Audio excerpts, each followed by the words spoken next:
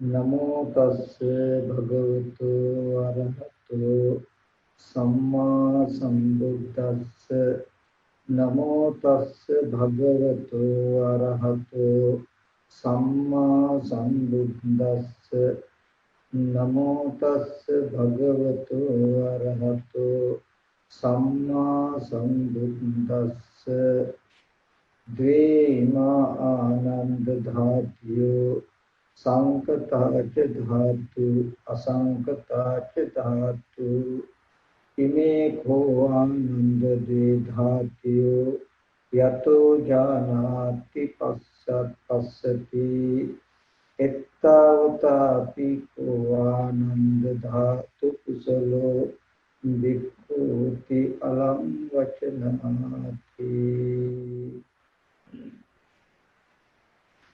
सदा पूजनीय वंदनीय महासंगरत्न अवसराय धर्म श्रवणाभिलाषी श्रद्धा बुद्धि संपन्न कारक पिंवत मैं पिंवत සිළු දෙනා දැන් මේ සූදානම් වෙන්නේ ලෝතර බුදුරජාණන් වහන්සේ අපි කෙරෙහි අනුකම්පාවෙන් දේශනා කළ සත්‍යධර්මයෙන් දෙයක් ශ්‍රවණය කරන්න. ඒ නිසා හැම දිනකටම මුලින්ම මතක් කරනවා ඊ타ත්ම වමනාවින් ඊ타ත්ම නැකම් මේ දේශනාව ශ්‍රවණය කරන්න කියලා හිත ඇතුලින් එක එක විතර්කණය කරන්නේ නැතුව හිතන්නේ නැතුව මේ දේශනාවටම හිත පූර්ණම යොමු කරලා සකසා අහන්ත කියලා මතක් කරනවා මේ කතා කරලා කියලා දෙන්න පෙන්වන්න හදන කරුණු සමහර විටක බොහෝ විටක ඊ타ත්ම සිව් ස්වභාවයෙන් යුක්තයි. ඉතින් අපේ හිත එහෙම ගියොත් වෙන අරමුණු වලට යොමුනොත් මේක තේරෙන්නේ තේරුම් ගන්න අපහසුයි. චිත්ත ඒකාග්‍රතාවයක් ඇති වෙන විදිහට දේශනාවට හිත තබන්න ඕනේ. එතකොට තමන්ගේ පැත්තෙන් ආවර්ණීය ධර්ම ඉදිරි වෙලා චිත්ත ඒකාග්‍රතාවයක් ඇති වෙනවා වගේම මේ පෙන්නල දෙන කරුණුකට තේරෙනවා. මම මාත්‍රිකා වශයෙන් කදුවේ බුදුරජාණන් වහන්සේ දේශනා කළ පිටක ධර්මයේ මජ්ක්‍ධිම නිකායේ බහුධාතුක සූත්‍රයේ ධාතුන්ගේ දක්ෂ භික්ෂුවක් වෙන්නේ කොහොමද කියලා කාරණා රාශියක් තියෙන තැනක සතරෙන් වහන්සේ පෙන්වනවා ආනන්ද මේ ධාතු දෙකක් තියෙනවා සංකත ධාතු සහ අසංකත ධාතු කියලා. යම් කිසි වෙලාවක භික්ෂුව මේකයි සංකත ධාතුව මේකයි අසංකත ධාතුව කියලා කියන්නේ කියලා ඇත්ත හැටිය දැනගත්තොත් දැකගත්තොත් එපමණකින්ම ධාතුන්ගේ දක්ෂ භික්ෂුවක් නැත්නම් ධාතුන්ගේ දක්ෂ කෙනෙක් කියලා කියනවා කියලා පෙන්වලා තියෙන කොටස තමයි මාතෘකාව වශයෙන් තිබුණේ.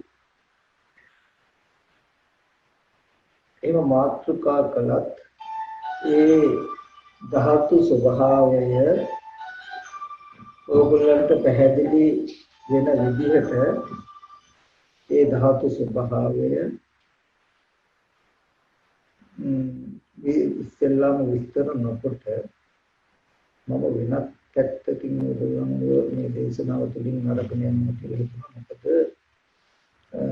කීප දෙනෙක්ම මගෙන් හැම විටම අහපු ප්‍රශ්න රාශියක් තියෙනවා.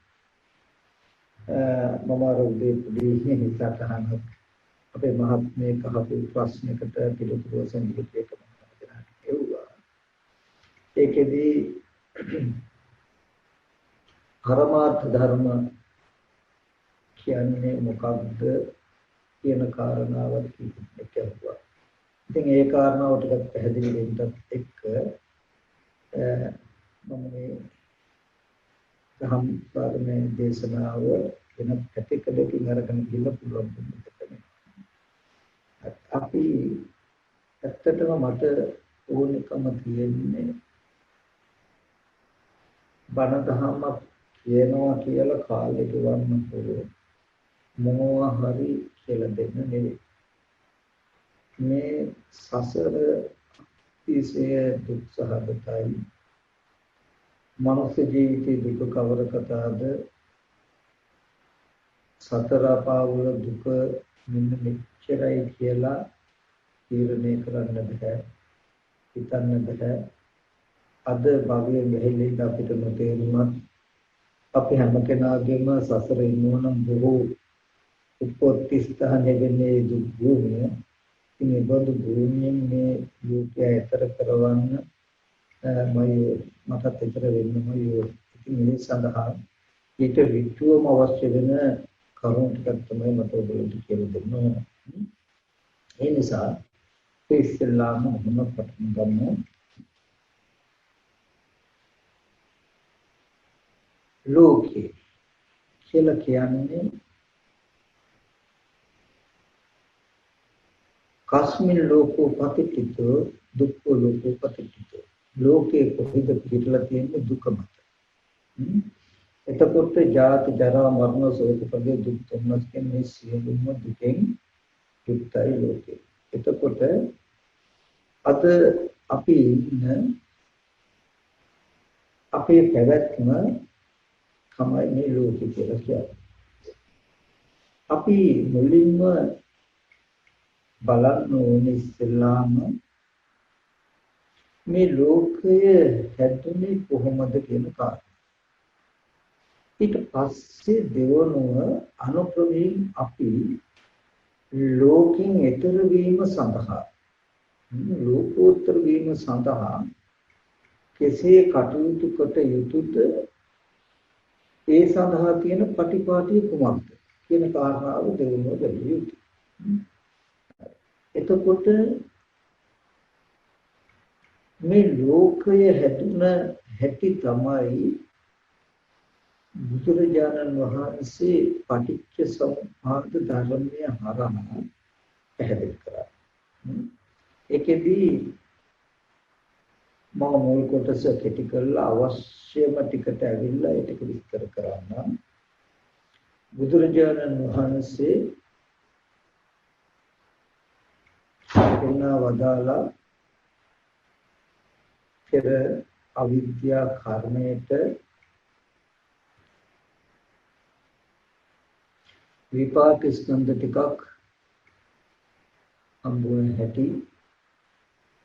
ඊට පස්සේ ඒ විපාක ස්කන්ධ ටිකට තණ්හා උපාදාන කියන දික්ටි සහගත තෘෂ්ණා සහගත කෙලෙස් එක්ලා තණ්හා දික්ටි කියලා. අපතකින් තණ්හා මාන දික්ටි කියලා කියනවා. ඒ තණ්හා මාන දික්ටි කියන ප්‍රපංච නැත්තම් ඒ තුල තියෙන කෙලෙස් කාරණේ. ඒ බඳු කෙලෙස් නිසා කර්ම භවයේ හැදුන හැටි, භවයේ නිසා ජාත ජරා මරණ දුක වෙන හැටි තමයි බුදුදහම හංසිකේ. මේ පෙන්නන්නේ බාහිර කොහේවත් තියෙන දෙයක් නෙමෙයි. අපි කෙනා ගැනයි පෙන්නන්නේ. උදාහරණයක් හැටියට ගත්තොත් මට ලෝකයක් තියෙනවා. අම්මා තාත්තා අයියා නෑදෑයෝ සහෝදරයෝ යාළු මිත්‍රයෝ දායකයෝ සෙනසුන් පන්සල් ඒ වගේම නගර ගම් රට ලෝකවල විශ්වයේ ගැන තියෙන දැනුම් සම්භාරයක් එක්ක මේ සාර ලෝකයක් තියෙනවා වගේ. කෙනාට අපි හැමෝටම අපි දන්න ආකාරය මත අපිට මේ ලෝකෙ කියලා දෙයක් තියෙනවා. ලෝකයේ කියලා යමක් දැනෙනවා. තමනුත් එක්ක තමන්ගේ පරිබාහිර බොහෝ අවිඥානික වස්තු ඉඳලා මේ මහ පොළොව පව ඇතිකම ඉඳලා ලෝකයක් තියෙනවා. මෙන්න මේ ලෝකය හැදුන ආකාරය තමයි බුදුරජාණන් වහන්සේ පෙන්නන්නේ. එතනදී පුරාණ කර්මයට හටගත්තු විපාක ස්කන්ධ ටික දිහා අපි ඉස්සෙල්ලාම පොඩ්ඩක් කතා කළොත් ඇහැ රූප කන ශබ්ද නාසය ගන්ධ දිව රස කය පොට්ටබ්බ මන ධම්ම කියන මේ ආයතන ටික පුරාණ කර්ම ප්‍රත්‍යයෙන් හටගත්තා. පුරාණ කර්ම ප්‍රත්‍යයෙන් හටගත්තදී උදව් කරගෙන පහළ වෙන නිසා ඒ මට්ටමේ විපාකද පුරාණ කර්මයට විපාකයක් යන ගන්නට ගිහිල්ලා. ඒක පුරාණ කර්මයට විපාකයක් යන ගන්නට යන්නේ පුරාණ කර්මයෙන් හටගත්ත ආයතන ටික නිසාද උපදින නිසා. නමුත් මෙතනදී ඒ ඇහැවෙන්න පුළුවන් රූපේ චක්කු විඥානේ චක්කු සම්පස්යෙන් උපන්න වේදනා සංඥාවක් තියෙන මේක රූපයක් වෙනෙන මට්ටම. ශබ්දයක් ඇහෙන මට්ටම. ගන්ධයක් දැනෙන මට්ටමේ යතහ භූත ස්වභාවය යතහ භූත කියලා කියන්නේ යම්සි උද යම්සි වේද යම්සි පවතිත එසේ ඇත්ත ඇති ස්වභාවය ගත්තොත් මහ භූත සහ උපාදාය රූප ටිකක් තියෙනවා. මහ භූතයන් නිසා ඇසුරු කරගෙන පවතින රූප ටිකක් තියෙනවා. එතකොට ඒ තුල කිසිම වෙලාවක සත්ත්ව පුද්ගල ආත්මීය වූ දෙයක් තිබුණෙත් නැහැ. ආත්මයකට හිත වූ දෙයක් තිබුණෙත් ඒ වගේම සත්ත්ව පුද්ගල ආත්ම දෙයක් තියෙනවත් නෙමෙයි ඒ වගේම මේ ආයතන ටික තුල මේ පඨවි තේජෝ වායකින් සතර මහා ධාතු තුල සතර මහා ධාතු නිසා විද්‍යමාන වන උපාදාය රූප තුල අපි හිතාගෙන ඉන්න විදිහේ වටිනා දෙයක්වත් නොවටිනා දෙයක්වත් ඒ වගේම හොඳ දෙයක්වත් නරක දෙයක්වත් හොඳ කෙනෙක්වත් නරක කෙනෙක්වත් කියන කිසිම දෙයක් ඒ තුල තිබුණේ නැති ස්වභාව ධර්මතා මාත්‍රයක් අපි කියමු හේතු ප්‍රත්‍යයෙන් ආහාර ප්‍රත්‍යයෙන් ඇහැ රූපය දෙක කර්ම ප්‍රත්‍යයෙන් ඒ ඇහැ රූපය දෙක හේතු චක්කු විඥානය උපදින්න. එතකොට ඒ තුන්දෙනා හේතු ස්පර්ශය වෙන්නේ ස්පර්ශ හේතු වේදනා සංඥා ඇති වෙන්න කියලා මේ වගේ ආහාර ප්‍රත්‍යය. ආහාරයෙන් හටගත් ඇහැ රූපය දෙක වෙනුම චක්කු විඥානය නිරුද්ධ වෙනවා. චක්කු විඥානය නිරුද්ධ වෙනකොට ස්පර්ශය නිරුද්ධ වෙනවා. ස්පර්ශ නිරුද්ධ වෙනකොට වේදනා සංඥා නිරුද්ධ වෙනවා කියලා හේතු ටික නිසා පෙනෙන කමකුත් හේතු ටික නැති වෙනකොට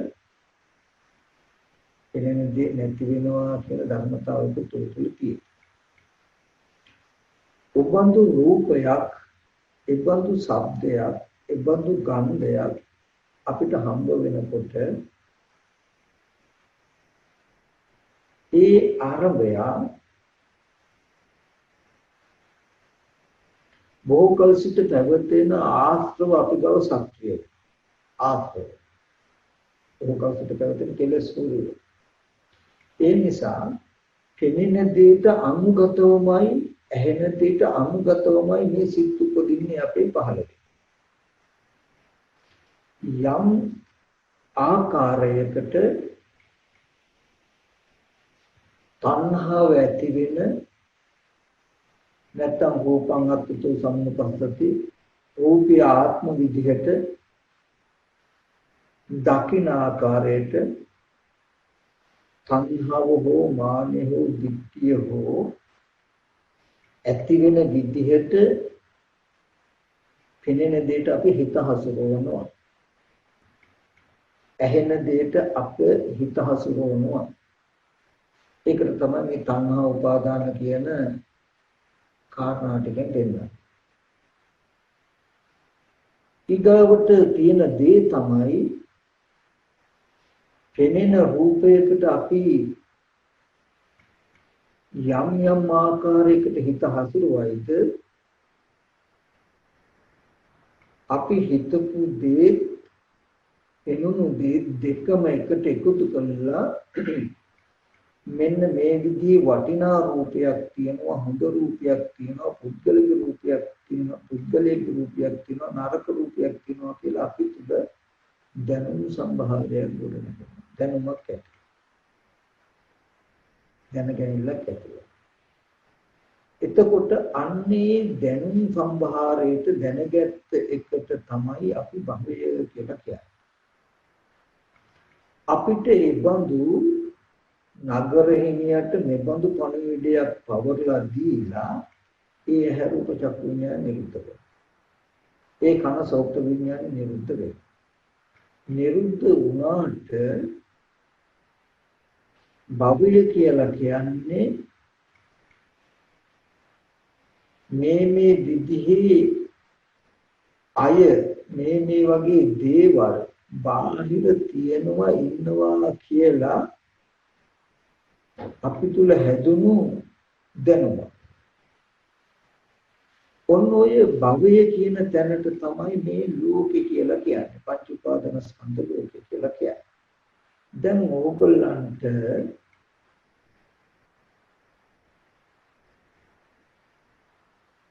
යම් තාක් ඔය ඉන්නේ ඉරියව්වක ඉඳලා තමන්ගේ අතපය ඉන්ද්‍රිය හැකන දුනාස ශරීරයේ මේ ඇතිකම මේ වටපිටාව තමන් ඉන්න ඉදිරියේ පිටිපස්ස උඩ යට සරස මේ වටපිටාව එතනින් උද්දේ කොහොම නැද පිරිසිදු ලෝකයේ මේ කොම් සිහි කරගන්න පුළුවන්කම ඔයගොල්ලන්ට තියෙනවනේ අපිට තියෙනවනේ ඔය බාහිරේ දේවල් තිබුණු දේවල් තියෙන දේවල් කියලා වේගෙන් අපි අපේ සිතේ අත්දැකීම ආරම්භ කරන කමයි කරන්නේ චේතනා බහෝ කියලා කියන්නේ ඒක.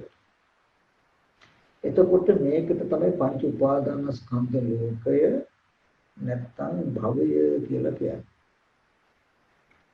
එතකොට අවිද්‍යාවෙන් පටන් ගත්ත ස්කන්ධ ටික හැම වෙලාවෙම පෙනෙන ඇහෙන දේ හදලා ඒ තුලට කෙලස් ටික නිසා භවය හැදෙනවා කියන ධර්මතාවයක් වෙනවා.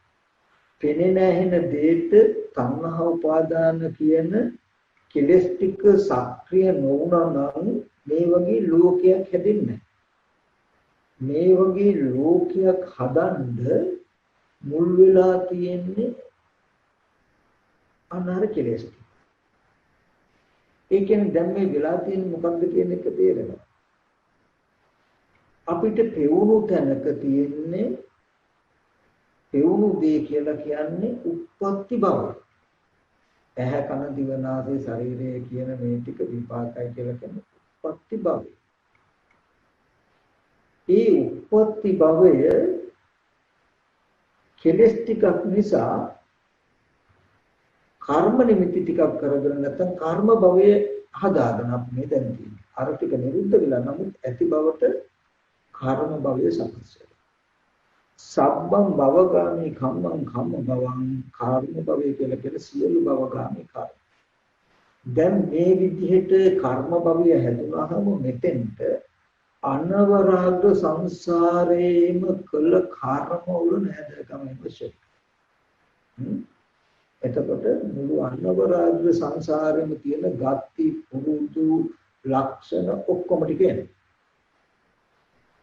මේ භවය කියන හුරු වෙනකොට එතනට එනවා. එතකොට දැන් අපිට කෙනෙක් පුද්ගලයේ සත්වය ඉන්නවා කියලා මේ දැනෙනකම භවය එතකොට භවපච්චා ජාති කියලා කියන්නේ භවය කියන තැන තිබුණාම තියෙනකොට નિરાයාසයෙන්ම සම්පතියක් ගොඩනැගෙයි. ඇති බවට දෙයක් ගොඩනැගෙයි.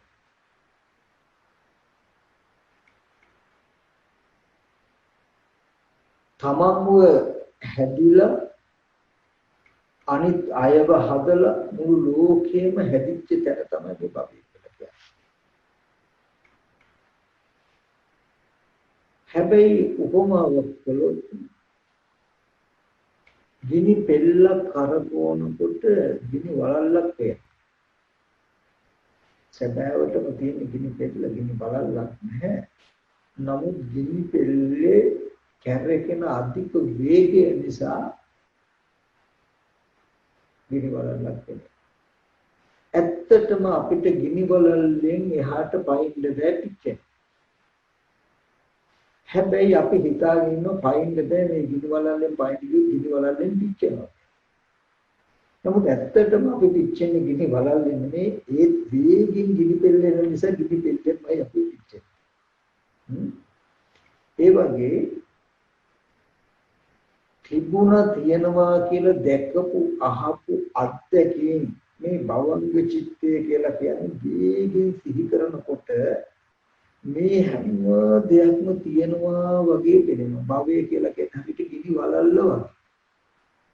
ගිනි වලල්ල වගේ. ඒ ගිනි වලල්ල නිර්මාණය වෙලා තියෙන්නේ එක ඇති බවට සිහි කරගන්න සිත්වල ඉපදීමේ වේගය මතයි. සිත්වල ඉපදීමේ වේගය මතයි. එතකොට එක වෙලාවකට අනේ මම ලෙඩ වෙලා නේද මහලු වෙලා නේද මගේ කෙස් පැහිලා හැම රැටිලා කියලා හරි යම් අපි ජරා දුක අනේ මගේ ඥාතිය නරුණා පුද්ගලයා නරුණා අහවල් කෙනා නරුණා නැත්තම් මව මැරේ කියලා හරි අපි ජරා මරණ දුක් විඳිනවා නම් ඒ විලාවට ඒ විලාවට උපදින ඊට අනුගත වූ සිත නිසායි අපිට දුක එන්නේ. නමුත් හරියට පෙනෙන්නේ ගිනි වලල්ලෙන් පයින් හදනකොට පිච්චුණා වගේ. භවය නිසා මේ දුක ආවා. ඒ කියන්නේ මෙහෙම මහලු වෙච්ච කම නිසා මට දුක ආවා. අනිත් කෙනා මරුණු කම නිසා දුක ආවා වගේ තැනකින් තමයි පෙනෙන්නේ. නමුත් අර ගිනි වලල්ලෙන් පයින් ගියත් ගිනි පෙල්ලකින් පිච්චිලා තියෙන්නේ වගේ.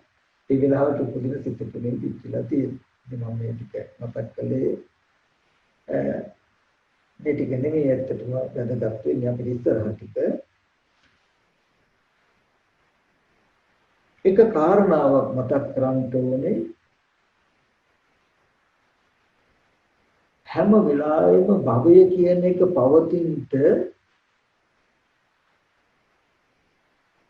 කරුණු දෙකක් උදව් වෙලා තියෙනවා. මොකද්ද? කර්ම භවය සහ උප්පත්ති භවය කියන දෙක.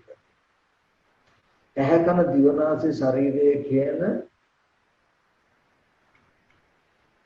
උප්පත්ති භවයේ ස්කන්ධ ටිකට කෙලස් ටික හදලා තමයි ඒ ඇහැ කන දිව නාසය ශරීරයේ ඇතිකමට දැනුමක් අපි තුල ගොඩනැගෙනවා. ඊට පස්සේ ඒ ඇතිකමට තිබුණු දැනුම පවතින්න හේතු වෙන්නේ ඒ ස්කන්ධ ටිකම. ඒ කියන්නේ අපි කෙනෙක්ව සිහි කරනකොට මේ සිහි කරන දේ ඇත්තක් වෙන්නේ, જાතියක් වෙන්නේ අපිට.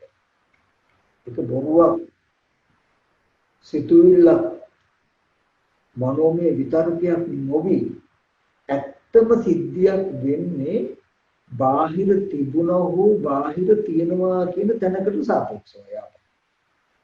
මොකද මතක කරගන්න බාහිර ඇහැ කන දිව නාසය ශරීරය කියන ඒ ආයතන ටිකට අරමුණු හම්බ වෙනකොට ඒකට කෙලස් ටිකක් එකතු කළා තමයි බාහිර පුද්ගලයෝ දේවල් තියෙනවා කියලා දැනුමක් අපිට ඇති උනේ. දැන් දැනුමට කිව්වා කර්ම භවය කියලා.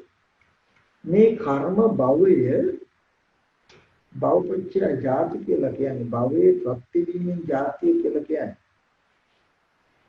ඇත්තක් වෙන්නේ අපිට. මේක සිත පිළිබඳ වූවක් විතරකයක් ඉතී ඇති සිතුවිලි මාත්‍රයක් නොවි ඇත්තටම සැප දුක් විඳින්න පුළුවන් සිද්ධාන්තයක් තිබුණා හෝ තියෙනවා වෙන.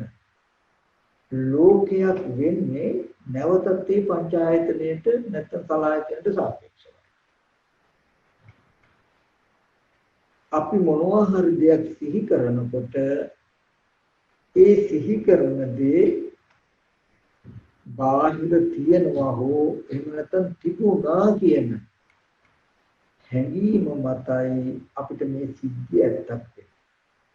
ඒ ඇත්ත වෙන එකයි ජාතිය. ඒ කියන්නේ ධර්මයේ කියලා සිහි වෙනකොට ඔබට ඒ සිහි වෙන සිද්ධිය සිහිවීමක් නොවි ඇත්තම කෙනෙක් වෙන්නේ බාහිර හිතිය හෝ දැන් ඉන්නවා කියන ඔබේ හැඟීමත් එක්ක. ඒකයි ද්විදේන භවයේ දෙආකාරයි කියලා කියන්නේ ජාති භවපච්චය ජාති. එතකොට ජාතිය ඇති වෙන භවයේ පෙන්නකොට අත්ති කම්ම භව අත්ති උත්පත්ති භව කියලා දෙකම පෙන්වන්නේ මෙන්න මේ දෙකම ප්‍රත්‍ය වීමෙන් අපිට ජාති කියන එක තියෙනවා. උත්පත්ති භවයේ ඇහැ ගන්න ඇහැ නිසා ඇහැට පෙනෙන රූපේ නිසායි ඒකට කෙලස් ටික කරලා දරුවා කියන දැනුමක් මතකයක් දැනගැනිල්ල කාන. මොන කර්ම භවය. දැන් හිතට ආපු නිමිත්තට ආපහු පංචායතනයේ හමු නොවුණු නිබඳු දැනගැනිල්ල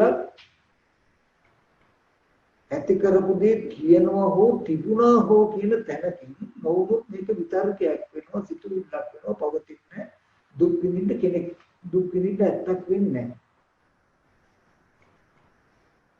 නම් භවපච්චය ජාති කියලා කියන්නේ ඔබ දැන් දරුවා සිහි කරනකොට ඔබට ඒක සිතේ උපන්න සිතුවිල්ලක්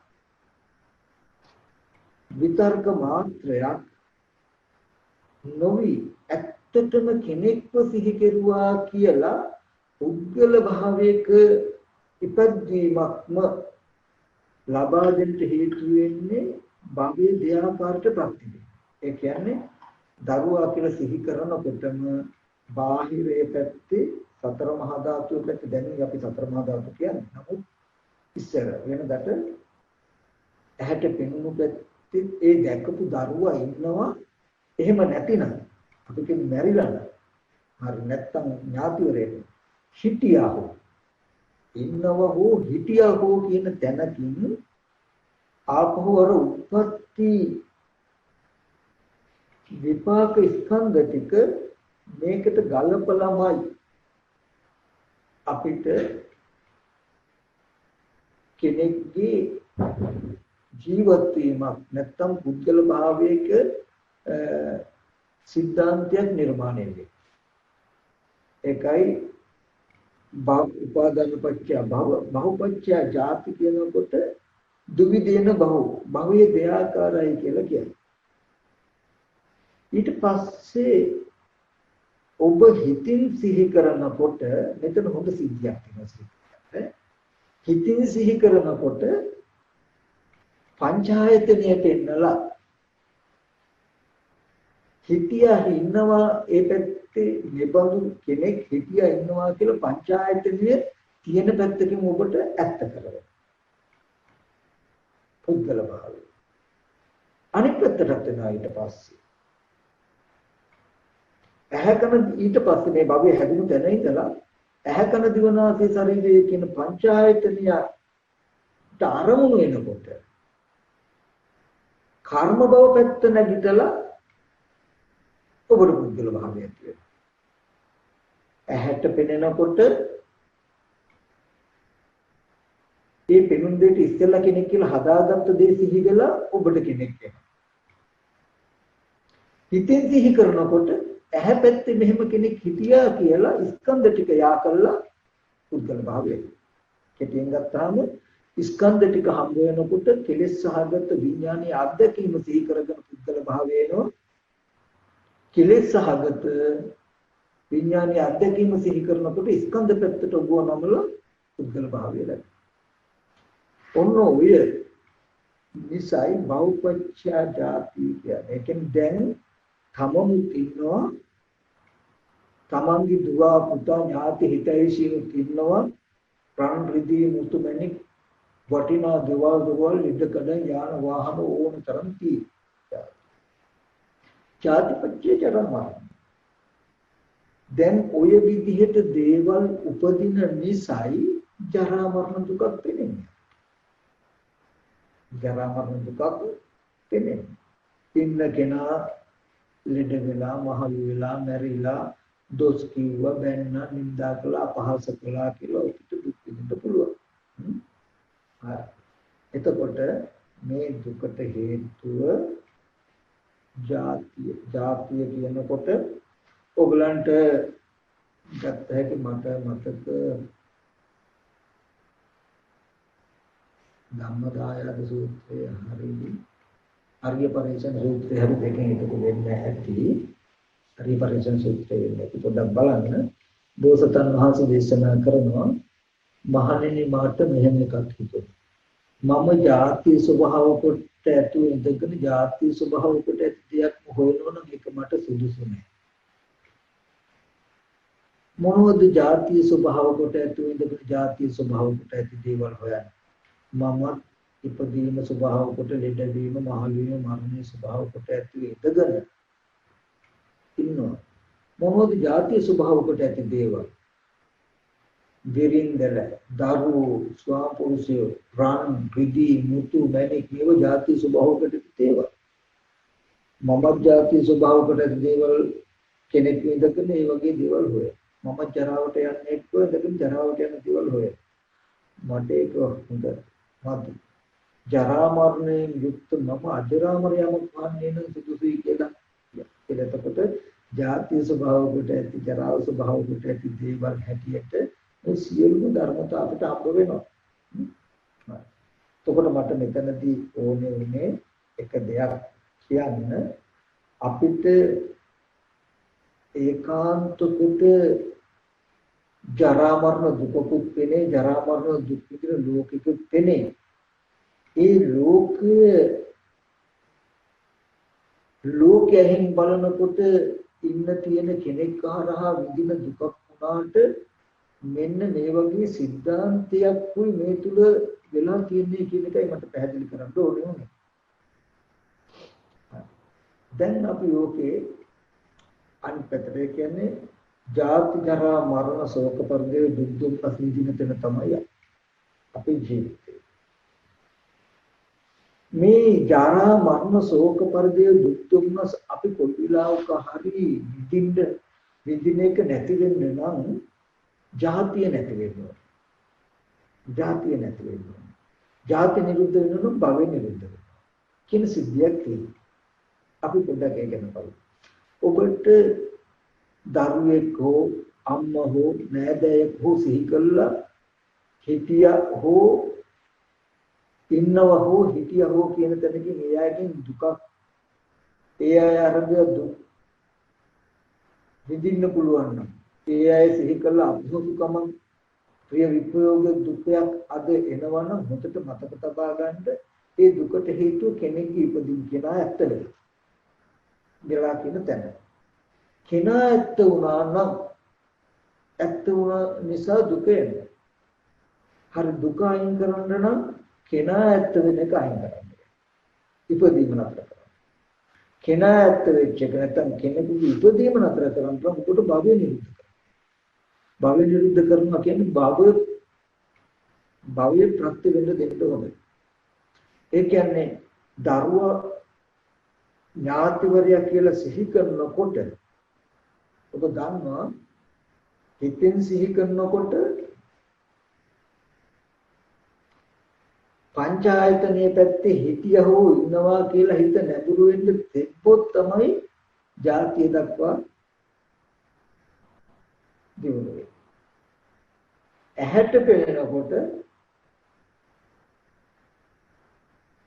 පුද්ගලයේ කෙනෙක් කියන ටික අවදි වෙන්න ඉඩ තිබ්බොත් තමයි පෙනෙන දේ කෙනා පුද්ගලයා විලා දුක එන්නේ.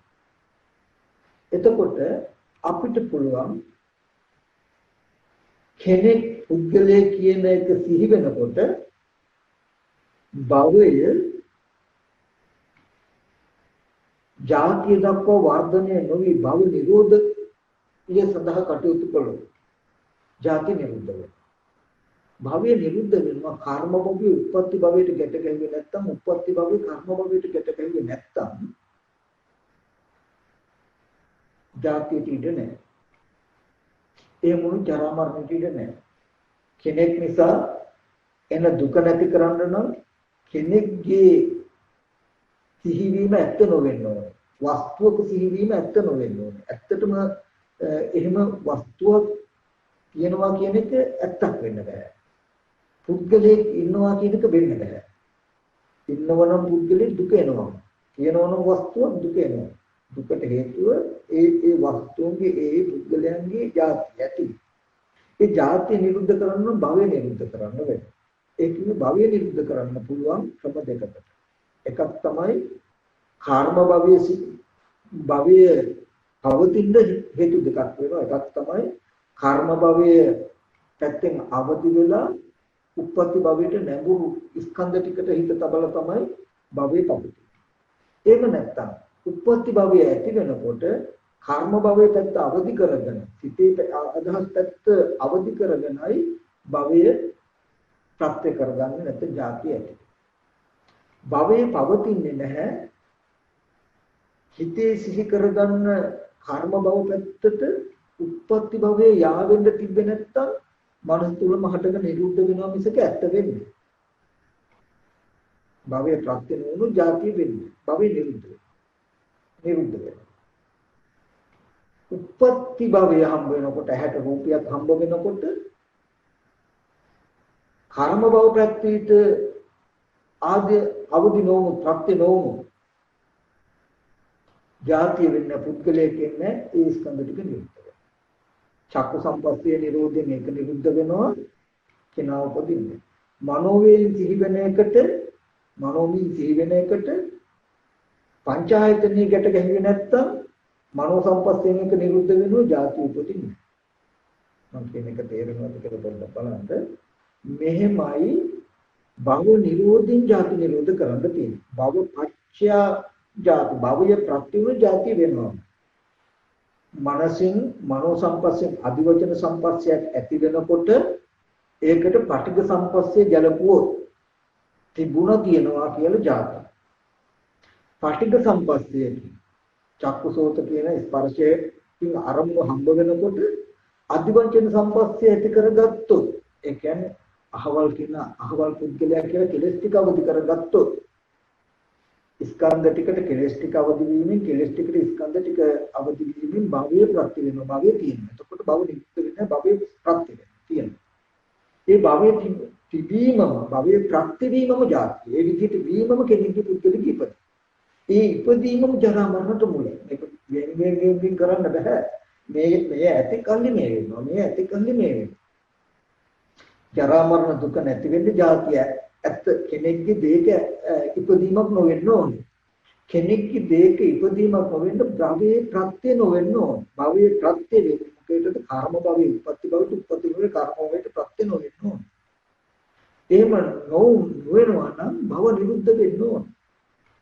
ඒකට ක්‍රම අපිට හොඳට සිහිය නුවණ තබන්න ඕනේ කොනෝතෙන්. මොකේදද? පංචායතනයට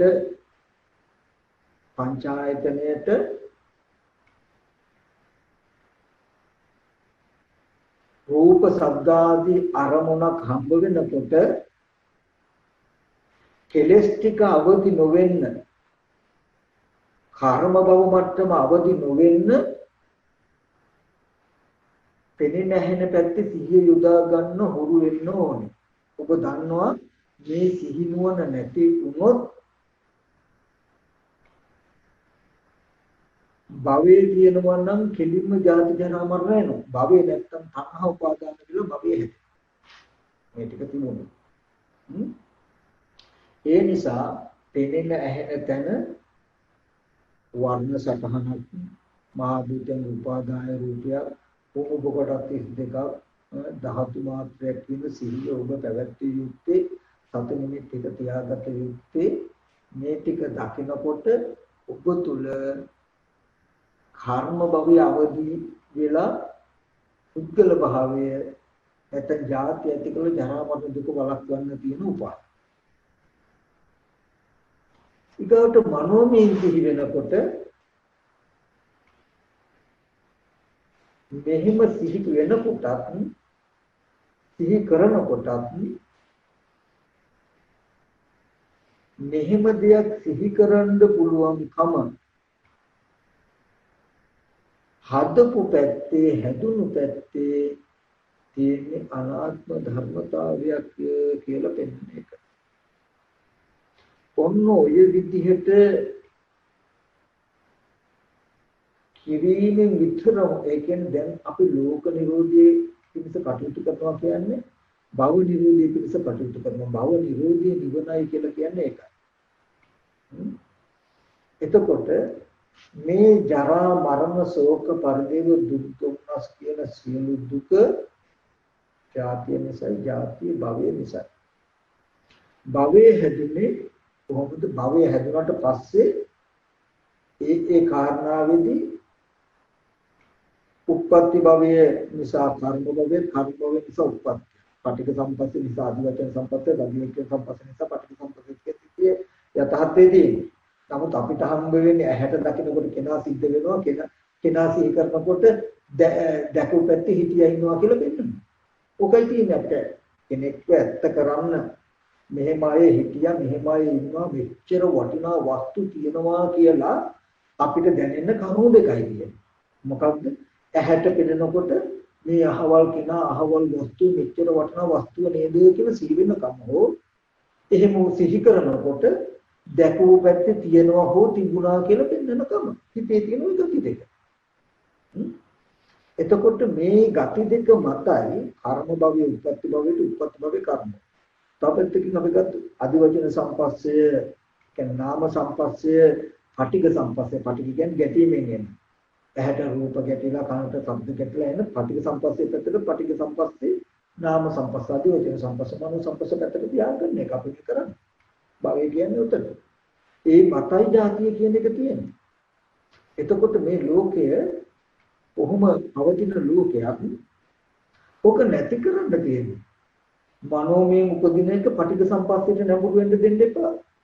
පටිඝ සම්පස්සේ ඇති දැනක සිහිනුවන යොදන්න අධිවචන සම්පස්සයට නොයන්නේ. එතකොට ඉබේම ස්පර්ශ නිරෝධයක අපි කි අධිවචන සම්පස්සේ ඉවරයි පටිඝ සම්පස්සේ. පටිඝ සම්පස්සේ ඉවරයි අධිවචන සම්පස්සේකට යන්න දෙන්නේ නැහැ. කියන තැනක ස්පර්ශ නිරෝධයක් අපි දැකලා තියෙනවා. පෙන්වලා තියෙනවා. පස්සේ එක්කාන්තයක් පස්ස සමුදය එක්කාන්තයක් ස්පර්ශ නිරෝධයේ මෙදයි කියලා තථාගතයන් වහන්සේ පෙන්වන්නේ ඒ නිසා. ඔය සිද්ධියයි අපි මේ එක පැතිකඩවල වලින් කතා කරන්නේ. අන්තිමට යථාර්ථයේ වෙලා තියෙන්නේ ලෝකයේ කියන එකේ මිදුණා කියන දුක කියන එකේ මිදුණා කියන තැනක සිද්ධාන්තේ වෙලා කරගන්න තියෙනවා. මොකද ලෝකයේ කියලා පවතින තැනක දුක කියලා පවතින තැනක අපි ඇත්ත නැත්ත ලෝකික පය ගහලා ඉන්නවා කියන සිද්ධිය තියෙන්නේ මේ වගේ ධර්මතාවයක් මත අපේ මනස සහ ස්කන්ධ ටිකේ ක්‍රියාකාරීත්වය. මම හිතනවා තේරෙන්නේ නැති කියලා. නොතේරුණත් එහෙම නැවත ටිකක් අහලා තේරුම් ගන්න බලන්න. එච්චර අමාරු සිද්ධියක් නෙවෙයි කිව්වේ. මේක ඇහැට දකිනකොට වටාපත කියලා සිහි වෙනකොට පෙනෙන එකයි සිහි වෙන එකයි දෙකම ගත්තාම මට ඇත්තටම වටාපත දැන් මේක දිහා බලාගෙන වටාපත අල්ලන්න පුළුවන් කියලා දැනගෙන ජීවත් වෙන්න පුළුවන්. මනෝමයෙන් සිහි කරනකොට වටාපත කියලා මෙහි තිබුණා. කුටියේ තියෙනවා කියලා සිහි වෙච්ච එක බාහිරයට තිබුණා තියෙනවා කියන තැනකින් අනේ මේ වටාපත මෙහෙමයි කාට හරි දෙන්න ඕන නැත්නම් ඒක අංගව තියෙන වටිනවා කියන්නේ එහෙම කෙලෙසයක්. එක්ක බලාගෙන එක්ක මනෝමයෙන් ඒක ඇත්ත වෙලා කෙලෙසයක්. කෙලෙස් ඇති වෙන දුක් ඇති වෙන. ලෝකෙ කියන්නේ හැමදාම උච්චරයි. ඒ ලෝක නිරෝධයට කරන්න තියෙන එකමදි භව නිරුද්ධ කරන්න. භවය නිරුද්ධ කරන්න කියන්නේ තණ්හා උපාදාන ප්‍රත්‍යයෙන් හටගත්ත කෙලෙස් ටිකේ අත්දැකීම තමයි අපිට විඥානය නියෝජනය කරන්නේ. දැනගැනීම නියෝජනය කරන්නේ. හිත පැත්ත නියෝජනය කරමින් තියෙනවා. දරුවා කියන මතකය. ඒ මතකය ස්කන්ධ ටික මේ මතකයටත් ප්‍රත්‍ය වෙන්න දෙන්න එපා.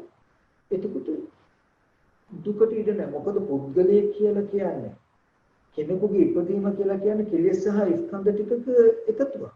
ස්කන්ධ ටිකෙත් කෙනා නැහැ. කෙලෙස් අත්දැකීමෙත් කෙනා නැහැ. එතකොට ඒකට හොඳම ක්‍රමය තමයි අපි දෙන්නේ මේ ලෝකයේ ඇතිවෙච්ච හැටි පෙන්වන්න. ආපස්සට යන්න කියලා පෙන්වන්න. බුදුරජාණන් වහන්සේ මහණෙනි මම ලෝකයේ ඇතිවෙච්ච හැටි පෙන්වන්න. චක්කුම් පටිච්ච රූපේ චුප්පදී චක්කු විඤ්ඤාණ තින්නං සංගති පස්සෝ පස්සපච්චය වේද. ඒ කියන්නේ ඔන්න පෙනෙනවා කියන විපාක ස්කන්ධ ටික පටිඝ සම්පස්ස. වේදනා පච්චය තණ්හා තණ්හා පච්චය උපාදාන. අන්න ඒ ටිකට කෙලෙස් සහගත, ditthi සහගත, ආශ්‍රව සහිත මනස හැසිරීම. භවපච්චය අන්න විඥානීය අධ්‍යක්ෂික නැත්තම් භවය හැදුණා. ඔන්න ලෝකේ හැදුණා. දැන් ලෝකයේ තුල ජරා මරණ ওই විදිහට සෝතප්පච්ච සද්දේච උපදීසෝත විඥාන තින්න සංගති පස්සෝ පස්සපච්චය වේදනා. ඔන්න විපාක ස්කන්ධ එන්නේ. වේදනා පච්චය තණ්හා තණ්හා පච්චය උපාදාන උපාදාන පච්චය භව. ditthi සහගත, ලෝභ සහගත, මාන සහගත හැසිරීම ඒ තණ්හා උපාදාන කියන ටිකෙන් පෙන්නන්නේ. ඒකේ ප්‍රතිඵල ටික තමයි ditthi සහගත විදිහට නම් කෙනෙක් ඉන්නවා කියලා දැනගැනීමක් ඇති. පෙනෙන දෙයට ලෝභ සහගත නම් හැසිරී වටිනා දෙයක් තියෙනවා කියන දැනගන්න. පෙනෙන දෙයට මානිය තියෙන විදිහට හිත හැසිරී මම නැත්තම් මගේ දෙයක් කියලා දැනුම ඇති වෙලා. දැන් භවය කියලා කියන්නේ විඥානය කියන්නේ මගේ දේවල්, වටිනා දේවල්, හොඳ දේවල් ගැන තියෙන දැනුම. පුද්ගලයෝ ඉන්නවා ditthසහගතයි වටිනා දේවල් තියෙනවා, ලෝභ සහගතයි මගේ ඇහැ, මගේ කන නැත්තම් මගේ දරුවෝ, මගේ රට, මගේ ගම කියලා මානසගතයි. දැනුම. තණ්හා මාන ditthi කියන ප්‍රපංච ටිකේ ගොනුව භවය කියලා. කර්ම භවය කියලා. අපිට සිහි කරන්න තියෙන නිමිති ටික රාග, ద్వේෂ, මෝහ. ඒ කියන්නේ බලන්න නිත්‍ය වශයෙන්, සැප වශයෙන්, ආත්ම වශයෙන් කෙනෙක්වම සිහි කරනවා. හොඳ දෙයක්ම සිහි කරනවා. වටිනා දෙයක්ම සිහි කරනවා. එහෙම නැත්නම් වටිනා දෙයක් සිහි මොනවා හරි ද්‍රව්‍යයක්, කාරණාවක්, දෙයක් කෙනෙක් සිහි කරනවා. අත්දැකීම. එතකොට මෙන්න මෙහිමයි ලෝකෙ හැදුනේ. ඊට පස්සේ මේ ලෝකයේ තුල ජරා මරණ ශෝක දුක් දුක්ති. ලෝක නිරුද්ධ කරන්න අපිට කරන්න තියෙන්නේ ලෝකෙ හැදුන හැටි පෙන්වන්න විතරයි. ලෝකේ පවතින ආකාරය, ජාති ඇති වෙන ආකාරය එකටම භවයේ ප්‍රත්‍යවීමම ජාතිය, භවය නිසා වෙනම ගන්න එපා. භවයේ ප්‍රත්‍ය වෙච්ච සිද්ධියම ජාති. මාව සිහි කර මම කියන හැඟීම සිහි වෙනකොටම මේ පංචායතන මේ ශරීරයේ හිතට පෙන්වන එකම කෙනා නිර්මාණය. මේ ශරීරයේ දකින්නකොට මම කියන හැඟීම ඇතිවීමම මගේ ඉපදීම. ඒ වගේම රත්තරන් කියලා සිහි වෙනකොටම බාහිර තිබුණ හෝ තියනවා කියන තැනකින් පෙන්වීම රත්තරන් වල ඇති.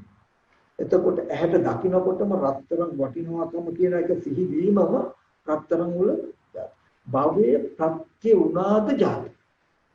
ප්‍රත්‍ය වෙන්නේ දෙක දෙකකට මම නැවත මතක කරන උත්තර යදාල වෙන්නේ. එතකොට ජාතිය ජරා මරණ දුක නොවෙන්න ජාතිය නැත්තම් අවිඥානික හෝ අවිඥානික හෝ කුමන හෝ දෙක නොයිපදීම වෙන්න ඕනේ. ජාතිය නිරුද්ධ වෙන්න නම් භවය නිරුද්ධ වෙන්න ඕනේ. භවය නිරුද්ධ වෙන්න නම් ලෝකයේ ඇතිවෙච්ච හැටි වෙන්න. හැටි පෙන්වන්න තමයි පටිච්චසමුප්පාදය අපි පෙන්වන්නේ.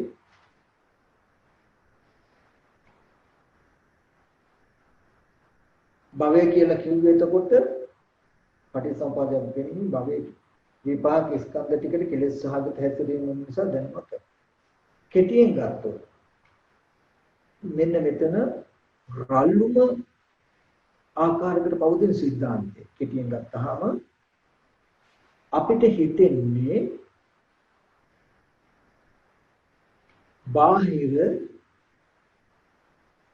බාහිර කියලා කියන්නේ ඇහැට පිටින් තියෙන රූපේ, කනට පිටින් තියෙන ශබ්දය, නාසයට පිටින් තියෙන ගන්ධය කියන බාහිර ආයතන පැත්තේ මෙන්න මේක හොඳට වටිනවා ගන්න. බාහිර ආයතන පැත්තේ සත්‍යෝ ඉන්නවා පුද්ගලයෝ ඉන්නවා. ඒ අතර හොඳ පුද්ගලයෝ ඉන්නවා නරක පුද්ගලයෝ ඉන්නවා හොඳ සත්‍යෝ ඉන්නවා නරක සත්‍යෝ ඉන්නවා. ඒ වගේම හොඳ දේවල් තියෙනවා නරක දේවල් තියෙනවා අතිශය වටිනා දේවල් තියෙනවා අතිශය නොවටිනා දේවල් තියෙනවා කියලා හිතනකම් දැනෙනකම් ඒ හිඳයි ඒ තියෙන දැනෙන හොඳ ආය දේවල් ගන්න නරක දේවල් වලින් ඉවත් වෙන විදිහට අපි කටයුතු කරා. නමුත් නියම යථාර්ථය බාහිර හොඳ පුද්ගලයෝ නරක පුද්ගලයෝ ඉන්නවා සත්‍ය පුද්ගලයෝ ඉන්නවා හොඳ දේවල් නරක දේවල් තියෙනවා නෙමෙයි ඔබට දැනෙනවා බාහිර සත්‍ය පුද්ගලයෝ ඉන්නවා බාහිර හොඳ නරක දේවල් තියෙනවා කියලා ඔබට දැනුමක් ඇවිල්ලා තියෙනවා මට දැනෙනවා මේ අය පුද්ගලයෝ මේ අය හරි හොඳ අය මේ අය හොඳ නැහැ මේ දේවල් වටිනවා රත්තරන් කිව්වම හරි වටී විදී දියමන්ත කියන්නේ වටින දේවල් යාකඩ බෝරළු පස්සේ තරම් වටින්නේ කියලා මට මිනිතියි හැබැයි මේ මගේ නිම්ම සාධාරණය වෙනවා ඒ භෞතික රූප වලට කියලා ජාතිය වෙනවා ඒක ඇත්තම වෙනවා මට සිතුවිල්ලක් වෙන්නේ නැහැ ඇත්තම වෙනවා එතකොට භවය කියලා කියන්නේ පංචායතනය හමු වෙනකොට වටිනා දේවල් ඇතිකමට දැනුමක් ඔබට සිහි වෙනවා මන ආයතනයේ අධිවචන සම්පස්ස මනෝ සම්පස්ස බාහිර වටිනා දේවල් හොඳ දේවල් වටිනා පුද්ගල හොඳ පුද්ගල ඇති බවට දැනුමක් අපිට ඒ දැනුම ඇති උනේ මෙහෙම කියලා මෙහෙම දැනුමක් පවතී. ඒ දැනුමද ඇති උනේ මෙහෙමයි කියලා නොදන්නා නිසා අපිට මේ ධර්මතාවයේ ඇත්තම ලෞකික පැවැත්මක් වෙනවා. අවිද්‍යාව මතයි මේ තියෙන්නේ. දැන් අපිට අපි ගාව එහෙම දැනුමක් තියෙනවා කියන එක වෙනුවට එහෙම දේවල් තියෙනවා කියන අදහසක නිත්‍ය බවක් ඇවිල්ලා අපිට. අනිත්‍ය දෙයක්. නමුත් මෙහෙම දේවල් තියෙනවා කියන නිත්‍ය බවක්. නමුත් මෙහෙම දේවල් තියෙනවා කියන දැනුමක් තියෙනවා. එතකොට දැන් අපි ජරා මරණ දුක් නොවිඳින්න නම් තමන්ගේ හෝ අන්තිම සවිඥානික කවිඥානික වස්තු විපදීම නැති වෙන්න ඕනේ. ඒක නැති වෙන්න නම් භවය ප්‍රත්‍ය නොවෙන්න ඕනේ. මන ආයතන අධිවචන සම්පස්සේ පටික සම්පස්සේ අධිවචන සම්පස්සේට ප්‍රත්‍ය නොවුනොත් පවතින්නේ නැහැ. භවය පවතින්නේ නැහැ. ජාති පිණිස පවතින්නේ ජරා මරණ පිණිස පවතින්නේ නැහැ. එහෙම නොවෙන්න නම් නොවෙන එකට කියන භව නිරෝධය කියලා. භව නිරෝධය වෙන්න නම් අපිට භවය කියන එක හැදුනේ මෙහෙමයි කියලා පෙන්වන්න. විපාක ස්කන්ධ ටිකක් ඇති උනේ ඒ විපාක ස්කන්ධ ටිකට පරිවි වටිනා රත්තරන් ගොඩක් රත්තරන් කන්දක් මේක මෙච්චර වටිනවා නේද කියලා හිත හැසිරෙවුවා ප්‍රඥප්ති නැහැ. නැත්නම් රත්තරන් වුණත් නැහැ. ගොඩක් වටිනවාකමින් හිත හැසිරෙව්වා. මේ හිතේ හැසිරීමයි අර පෙනෙන රූපයයි දෙක එකතු කළා අර පෙනෙන රූපය මෙච්චර වටිනවා කියලා දැනුමක් ඇති වෙලා ඇති. බාහිර පුද්ගලයෝ ඉන්නවා සත්‍යය ඉන්නවා කියලා යම් තාක් දැනුමක් හැදුනේ මෙහෙම නේද කියලා පෙන්වන්න ඕන. ඔබේ ජීවිතේ විවර කරලා පෙන්වන්න විතරයි තියෙන්නේ. සත්‍ය අවබෝධයක් කරන්න තියෙන්නේ කියන්නේ ලෝකය කියලා යමක් තියෙන ලෝකයේ හැදුන හැටි පෙන්වන්න එච්චර. අවිද්‍යාව කියන්නේ ලෝකයේ හැදුන හැටි නොදන්නාකම ලෝකයේ හැදුන හැටි නොදන්නාකමයි අවිද්‍යාව කියන්නේ. ලෝකය කියන්නේ දුක.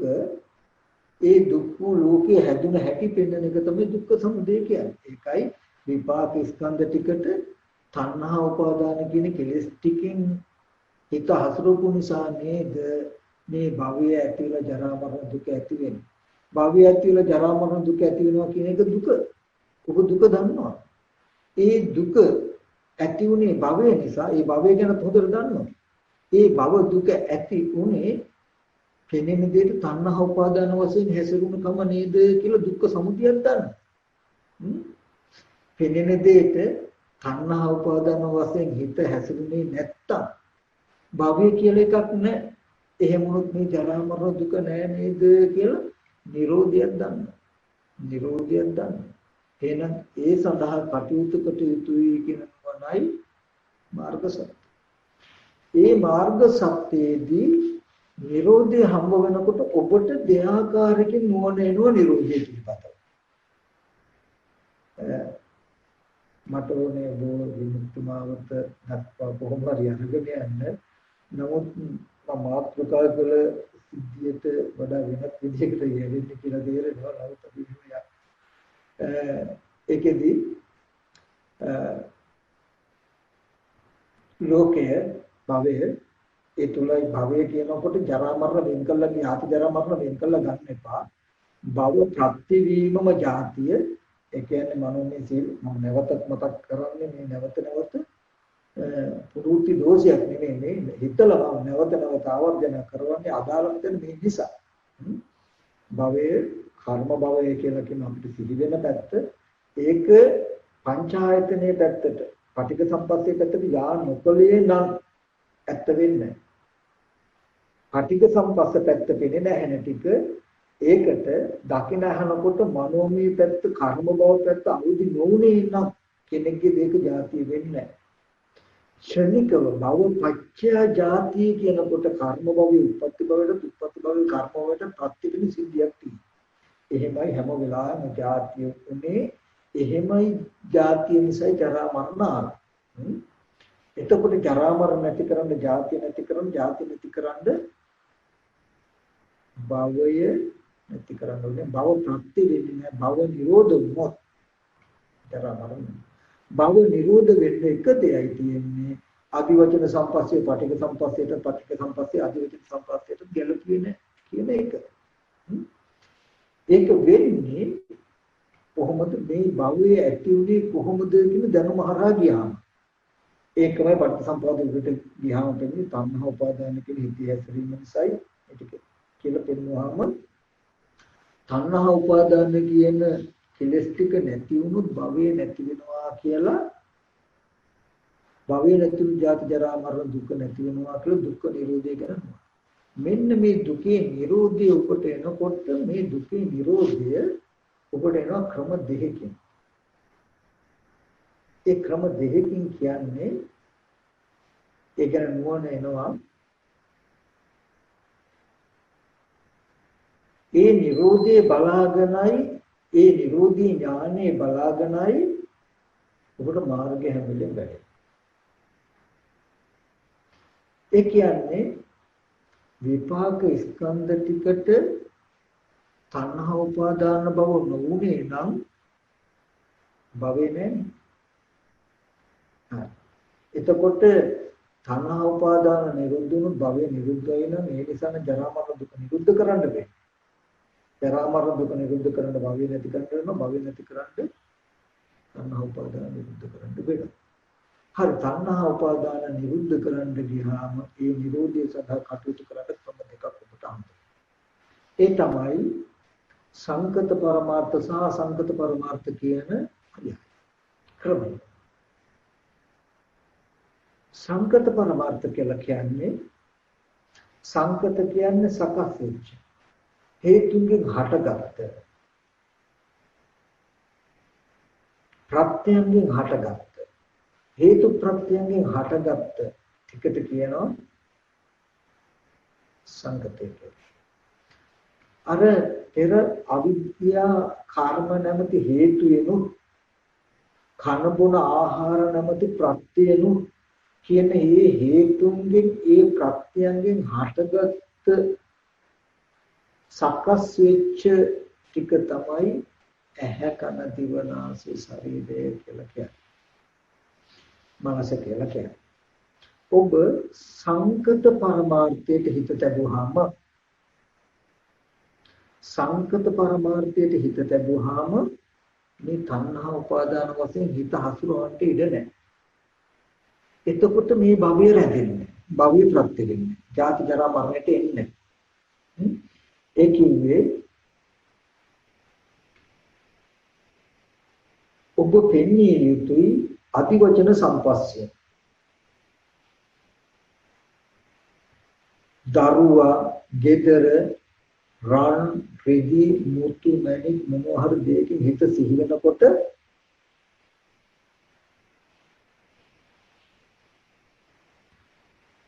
ඒ සිහි කරගන්න දේ ඇත්ත විදිහට ලෝකය හදන්න කලින්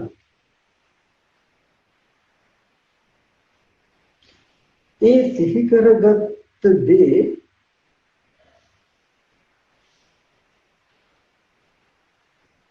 බාහිර පැත්තේ කියනවා හෝ තිබුණා කියන කම ප්‍රතිවෙන්න නොදී සිහිවීමත් එක්කම බාහිර පැත්තේ වුණු ධර්මතාවයේ ඇත්ත වෙනවා. ඔකට තමයි මම කිව්වේ සිහි වෙනකොටම මෙහෙම සිහි කරන්න පුළුවන්කම ඇති වෙන්නේ කොහොමද කියලා බලන්න කියලා. එතකොට මේ මට්ටමේදී හැම දෙයක් ඕනේ සවිඥානික වස්තු ගන්නකොට සවිඥානික සත්ත්ව පුද්ගල භාවයට සිහි වෙන ආරම්භ. දරුවා පුද්ගලයා කියලා සිහි වෙනකොට මේ සිහි වෙන එක සැසඳෙන්න මැචෙන්න යාවෙන්න දෙන්න එපා බාහිර රූපයකට. තිබුණු තැනකින් හෝ තියෙන තැන. එහෙම වුණොත් જાතිය වෙනවාමයි. ඒක ඇත්ත වෙනවාමයි. තිබුණා කියන තැනකින් ආවොත් මේ භවයේ හැදුනොත් දුක හැදුනොත් හදන්න හේතු වෙච්ච ස්කන්ධ ටික තිබුණත් නැත්නම් උකට දුක එනවා. ඒක හොඳට මතක තියාගන්න. භවයේ හැදුනොත් ජාති ජරා මරණ දුක එනවාමයි කියලා කියන්නේ භවයේ හදන්න හේතු වෙච්ච ස්කන්ධ තිබුණත් නැත්නම් උදාහරණයක් හැටියට ගන්න තාත්තා කියලා මට සිහි කරන්න පුළුවන්කම තිබුණොත් කියනවා නම් ඔය සිහි කරන්න පුළුවන්කම හදපු ස්කන්ධ ටික තිබුණොත් නැත්නම් මට තාත්තා කියන එක ඇත්ත කරගෙන දුක් විඳින්න පුළුවන්. හැබැයි ඒද මෝඩකමට හරි ස්කන්ධ ටික මනෝමය යා කරගෙනමයි. එතකොට මම කරන්න ඕනේ දැන් මෙතනදී තාත්තා කියලා සිහි කරනකොට හැම වෙලාවෙම මෙහෙම සිහි කරන්න පුළුවන් කම ඇති වෙච්ච ආකාරය පෙන්වන එකම. තාත්තා කියලා සිහි කරනකොටම මේ තාත්තා කියලා මට සිහි කරන්න පුළුවන්කම ආවේ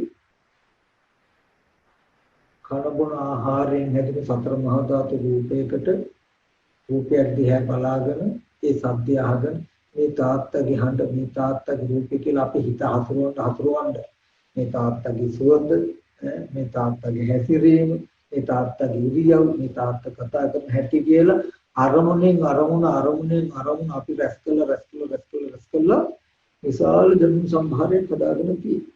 එතකොට අපි පෙන්නනවා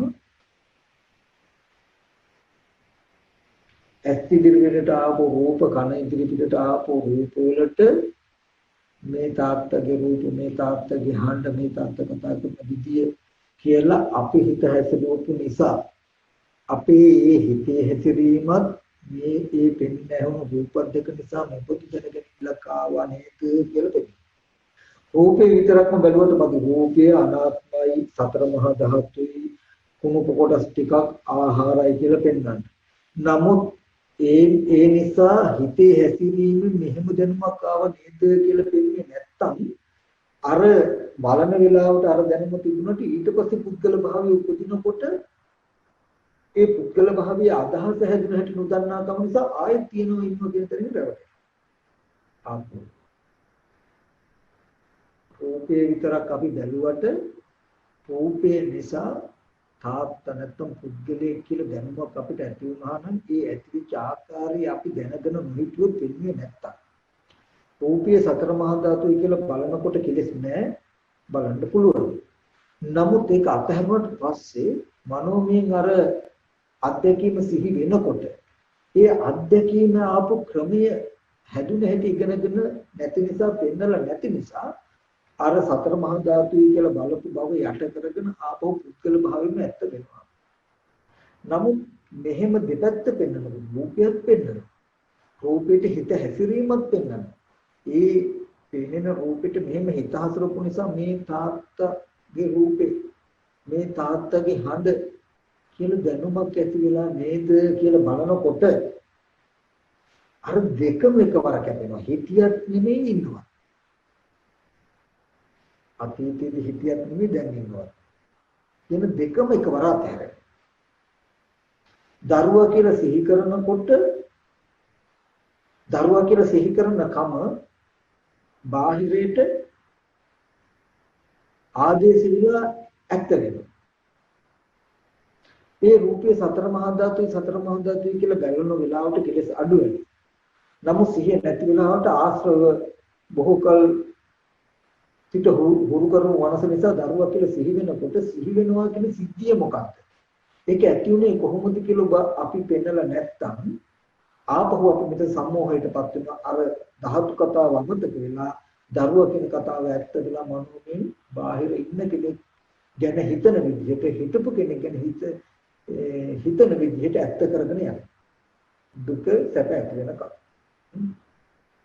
ඒ නිසා හැම වෙලාවෙම පංච උපාදාන ස්කන්ධය උදේ වෙනවා. ඇහත් රූපයත් දෙක ආහාර ප්‍රත්‍යයෙන් ඒබඳු ඇහැට රූපයක් දෙන චක්කු විඥානේ ඉපදිලා ඒ ස්පර්ශ ප්‍රත්‍යයෙන් වේදනා සංඥා චේතන ඇති උනේ. වේදනා සංඥා ඇති වුණා. ඒ කියන්නේ පෙන්වෙනකම ඒකට තාත්ත කියලා හිතුවා. අඳුන විදිහට හිතුවා. නාම රූප පත්‍ය විඥාන මේ හිතන විදිහයි තාත්ත කියලා හිතපු කමයි ඒ පෙනුණු රූපය. දෙකම එකට එකතු කරන තාත්ත කියලා දැනගන්නලක් ඇති. ඔබ තාත්ත කියලා සිහි කරන දැනක පංච උපාදාන ස්කන්ධයක් තියෙන කියලා හිතා ගන්න. පංච උපාදාන ස්කන්ධ ලෝකේ කියන්නේ තාත්තා ගෙදර රත්තරන් රිදී මුතු මැණික් කියලා සිහි කරන සිද්ධිය පංච උපාදාන ස්කන්ධයක් තමයි මේ සිහි කරන්නේ. පංච උපාදාන ස්කන්ධයක් තමයි පරිහරණය කරන්නේ. තාත්තා කියන එක සිද්ධිය හැදිලා තියෙන ධර්මතා පහක සිද්ධාන්තය. ඈත් රූපයක් දෙක රූපය කන ගුණ ආහාරයෙන් හැදුව සතර මහා ධාතු උපාදාය රූපයි. ඒබඳු ඈත් රූපයක් ගැටිල චක්කු විඥානය පිට අනුගත උපන්නට පස්සේ තින්න සංගත පස්සෝ ස්පර්ශ නිසා වේදනා සංඥා ඇති වුණා. මොන ඒ සංඥා වර්ගය තාත්තා කියලා හිතුවා. මේ ස්පර්ශය නිසා සංඥාව පහළ වෙන සංඥාවටයි හිතන්නේ. ඒ නිසා හිතන එකට ස්පර්ශ සමුදයෙන්ම සංකාරය වෙනවා කියලායි කියන්නේ. හොඳට මතක තියාගන්න. චක්කු සම්පස්සේ නිසා වේදනා සංඥා පහළ වෙනවා. ඒ කියන්නේ අරමුණක මේකේ උපේක්ෂා සහගතයි හැඩේ පේනවා. සංඥා. වටාපත කියලා හිතනවා. හඳුනන දෙයට හිතන්නේ. හැබැයි හිතන්න හේතු වෙන සංඥාව පහළ වෙන ස්පර්ශය නිසා ඒ හින්දා මේ හිතන එකත් ස්පර්ශ සමුදයෙන් සංකාර සමුදය කියලා කියනවා. ස්පර්ශය නිසා වේදනා සංඥා චේතනා පහළ වෙනවා. කියනකොට වටාපත කියලා හිතට පෙන්නලා වටාපත කියලා හිතේ. නාම රූප පත්‍ය විඥාන මම වටාපත කියලා හිතපු කමයි මේ රූපයයි දෙකම එකට එකතු කරලා වටාපත කියලා දැනුමක් ආවා. දැන් මම වටාපත කියලා කියනකොට සිහි කරනකොට රූපය අධ්‍යක්ීමක් tie වේදනාවේ අධ්‍යක්ීමක් tie ඒ හැඩෙත් හඳුනනකම tie හැඩෙට වටාපත කියලා හිතපු කමක් tie හිතලා වටාපත කියලා දැනගන්න කමක් tie විඥානය කියනකොට භවය කියනකොට ස්කන්ධ පංචකයකම එකතු. අම්මා කියනකොට තාත්තා කියනකොට රත්තරන් රිදී මුතු මැණික් කියලා සිහි කරන වාරය ගැන පංච උපාදාන ස්කන්ධ ලෝකේ. පංච උපාදාන ස්කන්ධ ලෝකේ. මේ පංච උපාදාන ස්කන්ධයේ උදේවැය බලව කියලා කිව්වේ තාත්තා කියන දැනුම ඇති උනේ කොහොමද කියලා බලුවා. අම්මා කියන දැනුම, ගෙදර කියන දැනුම, රත්තරන් රිදී වටිනවා නොවටිනවා කියන දැනුම ඇති උනේ කොහොමද කියලා බල බල යන. ඒකයි නිදොසු ආර්යෝ මොනවට දිග්ගින් පිළිස පවතින ස්කන්ධය දෙවිද. එතකොට ඈත් රූපය දෙක වෙන වෙනකොට ස්පර්ශ නිරුද්ධ. ස්පර්ශන වේදනා සංඥා නිරුද්ධ. වේදනා සංඥාවන් අරබය මේම මෙනෙහි නොකළා නම් මේ වගේ දැනගැනිල්ලක් එන්නේ. මේ නාම රූප දෙක ප්‍රත්‍ය නුනන නම් මේ වගේ දැනගැනිල්ලක් එන්නේ. නිරුද්ධ කියලා දන්න නිසායි එයාට අනිත් පැත්ත තියෙන්නේ නිරෝධයට. මේ විඥාන නිරෝධයට පංච උපාදාන ස්කන්ධයගේ නිරෝධයට සක්කා නිරෝධයට කටයුතු කරන්න කියලා කියන්නේ මොකක්ද එයාට? මේ සිද්ධිය හෙලිකල සමුදය ධම්මන් පස්සේ ඇතිවීම හො බලන්න. නැතිවීම හො බලන්න. ස්පර්ශ නිසා හටගත්ත වේදනා සංඥාවන් කී ඒවා ස්පර්ශ නැති වෙනකොට නැති වෙනවා. ඒ ආරම්භය තණ්හා උපාදාන වෙන විදිය නැත්තම් මේ විදියට ප්‍රඥාප්ති වශයෙන් හැසිරුනේ නැත්තම් මේ වගේ දැනගැනිල්ලක් එන්නේ නැහැ නේද? කියලා මේ නාම රූප දෙක නොවුනා නම් මේ වගේ දැනුම. මේ ස්පර්ශය නොවුනා නම් මේ වේදනා සංඥා නැහැ කියලා බලනවා. එහෙම බැලුවාම වැයට බලනවා. මෙන්න මේ විදිහට මේ දැනුම එක්ක ආපහු ගිහිල්ලා හොඳට ස්කන්ධ ටික පෙන්වන්න ස්කන්ධ ටිකට හිත හසුරුපු ආකාරය පෙන්වන්න මේ දෙකම නිසා දැනගන්න ඇතිවෙච්ච බව පෙන්වනවා. ඊට පස්සේ කාලයක් යනකොට තාම ඔබ දුබලයි. කාලයක් යනකොට පෙනෙනකොට ඇහෙනකොට මේ රූපයට වටාපත කියලා කලින් හිතපු ටිකම නැගිටලාව නේද මේ කියලා ඔබට ටක් ගාලා නොවනවා. මේක වටාපත නෙමෙයි. දකින්නකොටම මේ ආකාරයට යම් ආකාරයක හිත හසුලා දැනගැනිල්ලක් ඇති වුණා නම් ඒ දැනගැනිල්ල මේ සිහි කරගත්තා නේද කියලා පෙනෙන තැනටත් ඔබ වදිනවා. එතකොට මෙහෙම දකිනකොටම මේ සිවුර කියලා යන්නේ මේක දකිනකොටම මේ රූපයට යම් ආකාරයකට සිවුර කියලා හිත හසුලා දැනගැනිල්ලක් තිබුණා නම් ඒ දැනගැනිල්ලම වදිනවා නේද? ඨග්ගල ඔබට භවය ප්‍රත්‍ය වෙන්නේ මේ පෙනෙන දෙයට අධිවචන සම්පස්සේ අවදි වෙලා ඇත්ත කරන්නේ. දෙපැත්තට නුවණ එනවා. එතකොට මන ආයතනේ පංචායතනයට ගැට ගහන්නේ මන ආයතන උපදින දෙයට පංචායතන උපදින දෙයට මන ආයතනයට ගැට ගන්න. ඨග්ගල පංචායතන දකින්න මන ආයතනේ අවදි වීම පෙනේ. මන ආයතනේ අවදින උපදිනකොටම පංචායතනේ අවදි වෙන පංචායතනට දැස ගන්න ආකාරයට මන ආයතනේ උපදිනකොටම පංචායතනේ දැස ගන්න ආකාරයත් පංචායතනට උපදිනකොටම මන ආයතනේ අවදි වෙන ආකාරයත් ඔබට පෙනේ. ඒ හුරුෙන්ඩයි මේ විදර්ශනා කරනවා කියලා කියන්නේ. ඒකයි මේ අපි කරන ප්‍රයෝගය. ඒකයි මේ සතර මහා ධාතු වශයෙන් කුණප වශයෙන් කුණප කොටස් 32ක් හැටියට කනබුන ආහාරයෙන් වර්ණ සටහන කිය පෙනෙන ඇහෙන පැත්ත පෙන්වන්නේ මනෝමය දේ ඊට ප්‍රත්‍ය නොවේ. ඊගාවට පෙනෙන ඇහෙන දෙයක ඇත්ත පෙන්වන්නේ වැරදි ආකාරයේ දැනුම භවය අවදි නොවේ. කර්ම භවය අවදි නොවේ. නැත්තම් වැරදි දැනගැනිල්ල ක්ෂය වෙන්නේ. එතකොට මේ සඳහායි අපි මේ විදර්ශනා කරන අර්ථය තේරුම් ගන්නට ඕන. එතකොට මෙන්න මේ විදිහට කරනකොට කාලයක් යනකොට ඔබට සංකත පරමාර්ථය කියලා කිය හේතුන්ගෙන් ප්‍රත්‍යයෙන් හටගත්ත දේ තුල පවතින ඇත්ත මොකක්ද? ස්කන්ධ ධාතු ආයතන මාත්‍රයක් තියෙයි. ඒකද උපස්කන්ධේ මහ භූතයි උපාදාය රූපයි වේදනා සංඥා චේතනා ස්පර්ශ ප්‍රත්‍යයෙන් යම් දැනුමක් තියෙන නාම රූප ප්‍රත්‍යයෙන් කියලා මේ ස්කන්ධ ටික ඇතුළට ඔබ යන ගියාම ලෝකයේ ඇත්ත නෙමෙයි. පිටින් ඉඳන් අපි වස්තුවක් දිහා බලනකොට අපිට පෙනෙන ඒ સિદ્ધාන්තය ඒ වස්තුව ඇතුළට අපිට ගියාම නැහැ. මේ ස්කන්ධ පංචකයේ සිහි කර අපිට හම්බ වෙන ලෝකය. ඒකට උදාහරණයක් ගත්තාම අපි ප්ලේන් එකකින් යනකොට ගුවන් තොටුපළක් ලං වෙනකොට ප්ලේන් එක ලං කරනකොට මුළු නගරෙම අපිට පේනවා ගිනි පෙට්ටි වගේ මුළු නගරෙම පේනවා. කියන මේකක නේද මේ මෙල්බන් නගර කියන්නේ නැත්නම් මේ ලෝකේ කියන්නේ කොළඹ කියන්නේ කියලා අපිට මුළු එක හිතට ඔක්කොම ගත්තා. හැබැයි බහැලා අපි ගියාට පස්සේ ඒක ගියක් ඇතුළට ගියාට පස්සේ අර ඔක්කොම ඒක ඇතුළට දැස්සහම මුළු නගරික අත්දැකීම නෑ. ඒකයි. හැබැයි මේ බොදු නගරයක නේද හිටියේ හෝ ඉන්නේ කියලා හිතෙන කමක් තියෙන ඒ නගරය ඇතුළට ඇතුළුනහම ඒක නෑ වගේ. මේ බඳු ලෝකිකයි ඉන්නේ කියලා බලන අපි ස්කන්ධ පංචකය ඇතුළට ගියාම ස්කන්ධ ටික ඇතුළට ගත්තාම ලෝකෙම ඉතිරෙනවා. එතකොට ඔන්න ඔය විදිහට අනිත්‍ය දුක්ඛ අනාත්ම බව ස්කන්ධයන්ගේ පෙන්න මේ භවය නිරුද්ධ කරනවා. භවය අතරින් ඒ කියන්නේ රාග දේශ මොහ කෙලෙස් බුල්‍ය භවය කියලා කියනවා. කෙලෙස් බුල්‍ය භවය කියලා කියන්නේ. ඒ අත්දැකීම. ඒ ටික නිරුද්ධ වුණාට පස්සේ ඒ කියන්නේ කෙලෙස් ටික අඩු වෙන්න හැමදාම මේ මනස නැහැ. නීවරණ ධර්ම දුරු වෙලා හිත හොඳට සමාධිමත් වෙලා එදාට එකින් එකට තිබුණත් නෙමෙයි තියනවත් නෙමෙයි කියලා බලන්නවත් උන්නේ. ඔබ සිහි කරනකොට සිහි කරන එක හිතේ හැකියාව. සිහි කරන්න පුළුවන්කම හදපු ආයතන ටික නිරුද්ධයි කියලා සලආයතන නිරෝධයට හිත බැස්සා.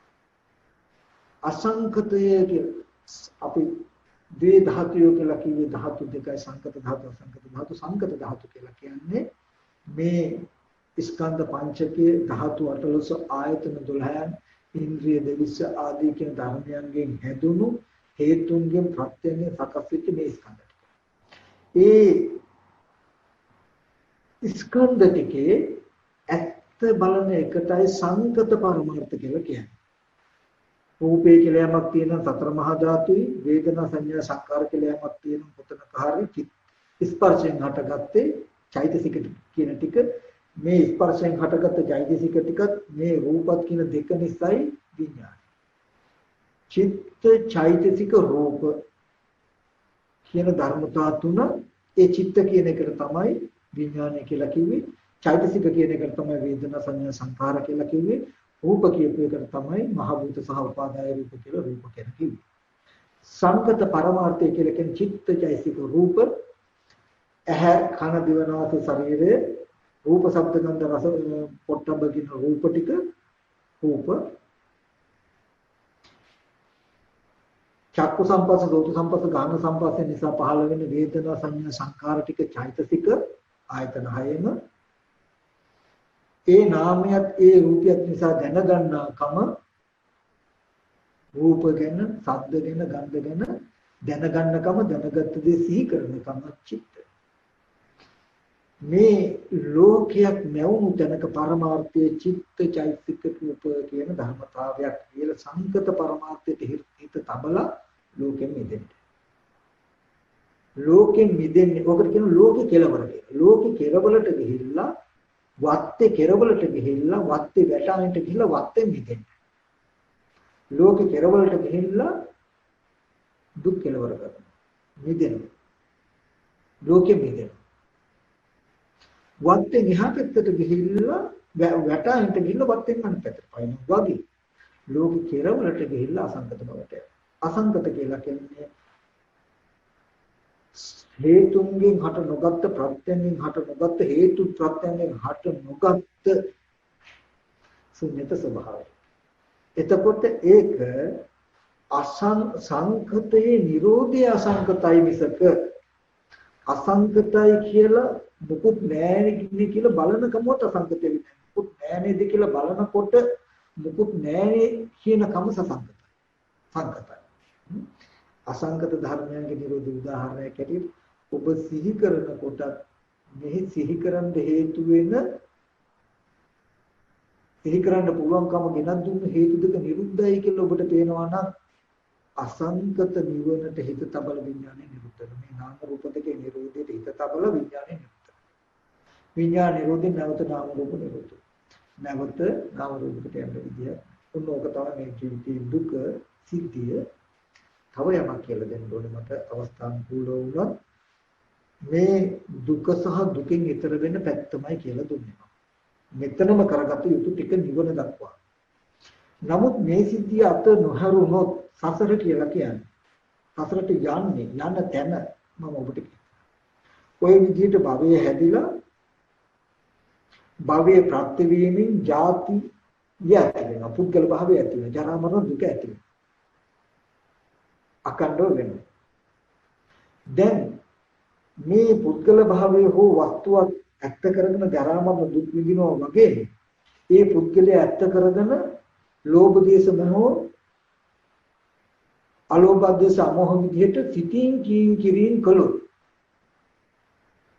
අන්න නව කර්ම එහෙම වුණාම නැවතත් විඥානේ අද ඇති කරගෙන අවිද්‍යා කර්මයට නැවතත් විඥාන රූපයකට බැසගෙන ආපහු ප්‍රතිභවය හදන හැම වෙලාවෙම අද නව අවිද්‍යාවෙන් කර්ම කියන තැනට එන්නේ අපි මේ ජීවිතේ පෙර අවිද්‍යාව හදපු දුක දක්වාම ගන්න ජරා මරණ ශෝක පරිදේ දුක් දුමනස් විඳින තැන තමයි දුකට හේතුව ජාති ඒ කියන්නේ ජාති ජරා මරණ දුකම ගන්න දුකට හේතුව භවයේ භවයට හේතුව උපාදානට හේතුව තණ්හාව කියලා දුකට හේතුව තණ්හාව මේ තණ්හා උපාදාන භව නැතිවොත් මේ ජරා මරණ දුක නැති වෙනවා මේකයි භ්‍රමචර්යාව කියලා හඳුනා ගන්න බැරි වුණොත් ජාතිය කියන තැන ඇත්ත වෙනවා දුක් විඳිනවා වගේම ඒ උපදින දෙයට උපදින පුද්ගලයෙක් කුසල සහගත ඒ කියන්නේ ධර්ම සිහි කරගන්නවා හොඳට හොන අරකට හිතනවා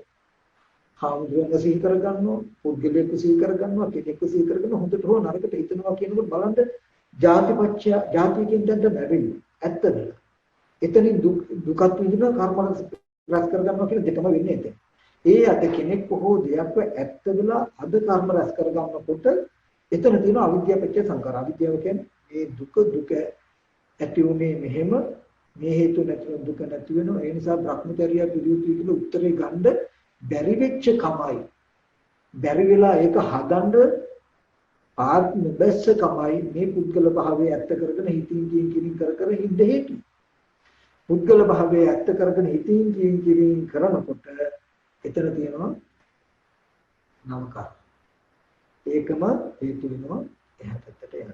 ඔකේ තව වෙන පොඩි ප්‍රභේද තව තියෙනවා තවත් වෙන ආකාරයකුත් ඒක ඉතින් ප්‍රශ්නයක් නෑ මම ඒ ටික පස්සේ කියලා දෙන්නම්. මම හිතලා පැයක් වඩනකමාර ගිහිල්ලා ඉතින් අද දවසේදී ඔයගොල්ලන්ට හිතන්න යමක් මම හිතන්නේ හම්බ වෙයි. තමයිට ප්‍රශ්න ගැටලුත් හම්බෙයි ඒවට අපේ කස්සපොඩි හම්බ පොඩක් රක්සයි මොනවද කියලා දෙයි.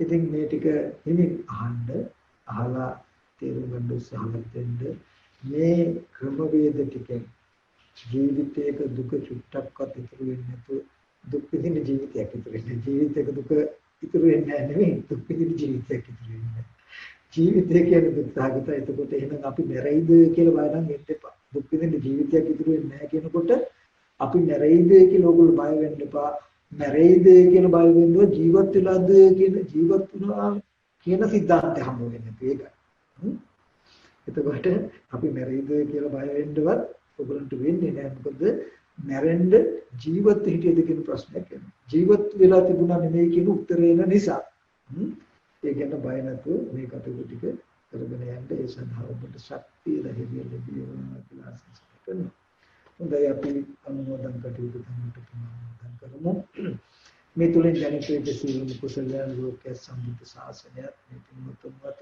ඔබ පොත්නි ස්ථාන වලට අනුන්සේ ආරණ්‍ය සේනාසන වලට අධිපතිතු ශාසන මම් ක්ෂ්ඨකර සිද්ධ වියෝ මේ පින් අනුමෝදන් වෙත්වා දිව්‍ය දිවිසිර වල වර්ධනය කරගන්න ජීවිතපත බෝධි තුන් සනසිතවා කින්තනකින් අපි දිව්‍යන්ට පින් අනුමෝදන් කරමු ආකාශත්තා චුම්මත්තා දේවානාගා පුඤ්ඤං අනුමෝදිත्वा චිරං රක්ඛන්තු බුද්ධ ශාසනං ආකාශත්තා චුම්මත්තා දේවානාගා ආකාශත්තා චුම්මත්තා දේවානාගා ඒ වගේම මේ තුන් ජනිත විච සියලුම කුසල ධර්මයන් අපව පැවිදි කළා සුම ධර්මයෙන් පූර්ණය කරගෙන යන්නට ඒ අවස්ථාව සම්බන්ධ දීලා පොතිය දානවා සංඝ පිටුන් මහන්සියලාට බුදුදේවතුන් මහන්සියලාට විසුණු සංඝ පිටුන් මහන්සියලාට මේ පින් අනුමෝදන් කරනවා ඒ වගේම නම් සිකාල යාත්‍රා පිළිවෙල සිදුවනට හැම වෙලාවෙම අපි සියලු දෙනාගේ අති උතුම් කල්යාණ මිත්‍රයන් වහන්සේ වෙන අපේ මාං කඩල නන්දරත්න ස්වාමීන් වහන්සේ රාහුල පොඩිහාමුදුරන්ගේ ආදරණීය ක්‍රියා අභාව ප්‍රාර්ථනා දින ගණන මේ තුලින් ජනිත වෙච්ච සියලුම කුසල් අපේ නන්දරත්න ස්වාමීන් වහන්සේගේ ක්‍රියා HWC විදේශයෙන් ආදරණීය ක්‍රියානන්ද මතක කළා මොදන් කරනවා ඒ වගේම ඔබ සිවිදනා දිවර්ග පරම්පරාවක ඥාතින්ට නියමන කරනවා අනුමෝදන් විත්වා කියන අදහසම ඥාතින්ට නියමන කරනවා ඒ ධම්මිනාතින හෝතු සුඛිතා හොන්තු